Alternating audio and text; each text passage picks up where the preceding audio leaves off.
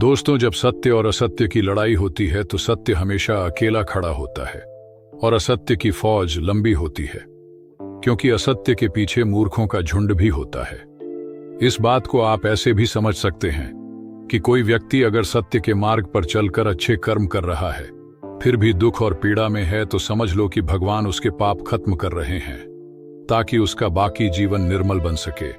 और अगर कोई दुराचारी भी है, बुरे कर्म करता है, फिर भी यश भोग रहा है, तो अध्यात्म का नियम यह कहता है कि भगवान उसके पुण्य खत्म कर रहा है ताकि भविष्य में उसके वर्तमान और भूत के पाप और बुरे कर्म मिलकर उसको एक साथ दंड दे सके।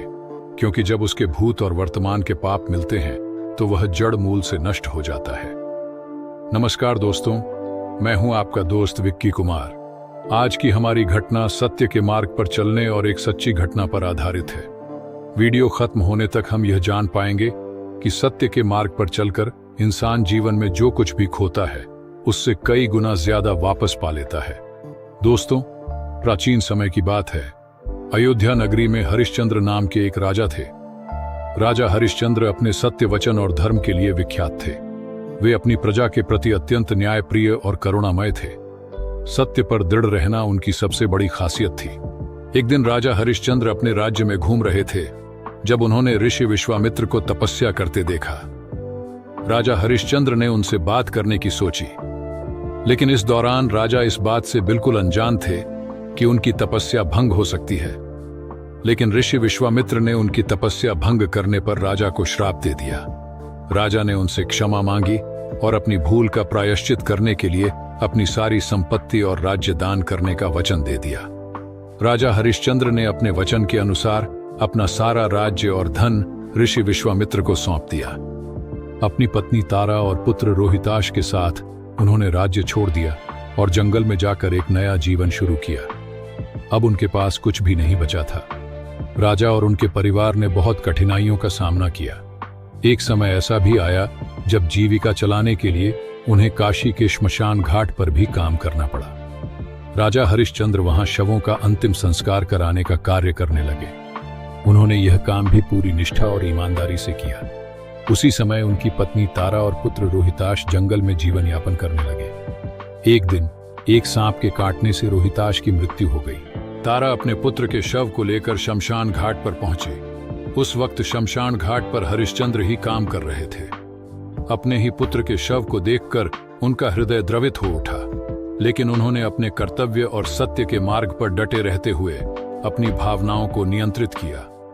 पत्नी तारा ने हरिश्चंद्र से रोहिताश के अंतिम संस्कार के लिए मदद मांगी। तब राजा ने कहा, मैं यहां अपना काम करने के लिए हूं और मुझे अपने काम का कर्तव्य निभाना है। उन्होंने तारा से अंतिम संस्कार के लिए शुल्क की मांग की। पत्नी तारा के पास देने के लिए कुछ भी नहीं था, इसलिए उसने अपनी साड़ी का एक हिस्सा फाड़कर शुल्क के रूप में देने का प्रस्ताव रखा। हरिश्चंद्र ने उसे स्वीकार कर लिया और अपने पुत्र का अंतिम संस्कार स्वयं अपने हाथों से ही किया। उनकी यह सत्यनिष्ठा और कर्तव्य परायणता देखकर देवता भी प्रभावित हुए। राजा हरिश्चंद्र के सत्य, धर्म और त्याग की परीक्षा के बाद विश्वामित्र और अन्य देवताओं ने प्रकट होकर उनके धैर्य और निष्ठा की सराहना की। उन्होंने हरिश्चंद्र से कहा, तुमने सत्य और धर्म के मार्ग पर अडिग रहते हुए अपनी सभी कठिनाइयों का सामना किया है। यह एक महान उदाहरण है। तुम आने वाली अनेकों पीढ़ियों के प्रेरणा स्रोत हो। ऋषि विश्वामित्र ने अपनी सिद्धि से पुत्र रोहिताश को जीवित कर दिया।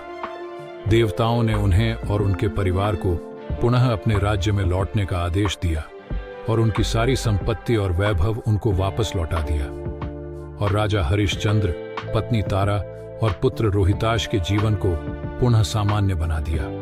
राजा हरिश्चंद्र अपने राज्य में वापस आए और पुनः न्याय और सत्य के मार्ग पर चलते हुए अपनी प्रजा का भला करने लगे। उनकी इस सत्यनिष्ठा और धर्मपरायणता ने उन्हें अजर अमर कर दिया। दोस्तों, राजा हरिश्चंद्र की कहानी हमें सिखाती है कि सत्य और धर्म के मार्ग पर चलते हुए चाहे कितनी भी कठिनाइयां क्यों न आए, हमें अपने सिद्धांतों से बिल्कुल भी नहीं डिगना चाहिए।